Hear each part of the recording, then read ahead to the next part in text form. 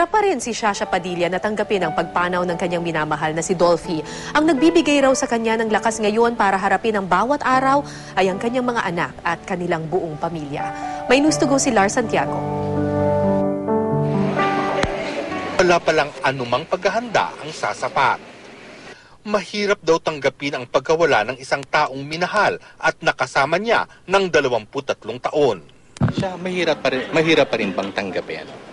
Oo naman. Kasi parang, nung nasa ospital pa lang, kasi nakapag-decide na kami noon na, sige, parang we will let go of one room.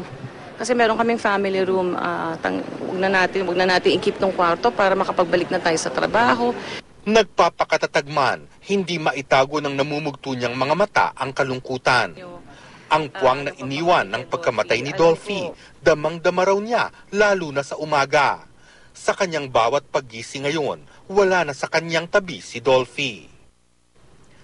Mahirap talaga yun, mahirap. So, ganun lang, katulad kagabi, katabi ko si Nicole sa kama.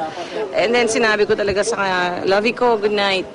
Tsaka minsan, I just call it, "Lovey, Lovey." Kaya na lang ako ng gano'n. Tapos naririnig ko, parang na-imagine ko yung boss niya, kulit mo Pilit daw niyang inaaliw ang sarili sa mga huling katagang ipinabaon sa kanya ni Dolphy bago ito tuluyang binawian ng buhay. Sabi ng mama ko, ba't di mo sinabi yung words na I love you? Because he said it to me. Kasi wala nga siyang boses dahil meron siyang trach dito sa leg niya. Yun talaga, sabi ko, ang swerte ko kasi nakita ko pa yun. Dahil sabi ko, Lovey, makulit ako sa kanya Kinukulit ko siya palagi dahil ayaw niya nga nakikita kaming malungkot at umiiyak. So, palaging ganung tono, Lovey, ganyan. I love you. Tapos, sabi niya bigla, sabi ko, oh my God, you're awake. Kasi nung day na yon hindi mo na alam kung gising siya. Yan at ang pag-alalay ng mga anak nila ni Dolphy na sina Nicole at Zia at ng panganay na si Karil ang nagpapalakas daw sa kanya ngayon. I think it's a process naman talaga, di ba, Lar?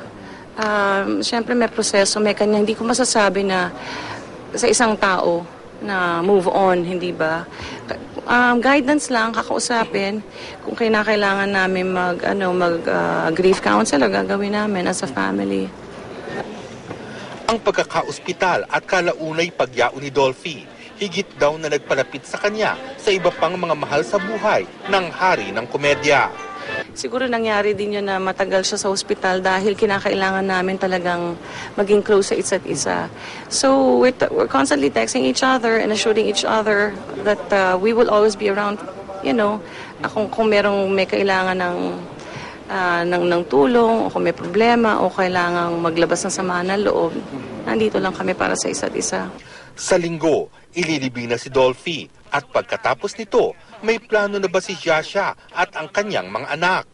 After Sunday, ang hirap ng araw na yan, hindi ba? Siguro magpapahinga. And nagsasama-sama talaga kami sa kwarto, palagi kami nag-uusap. Ganun lang.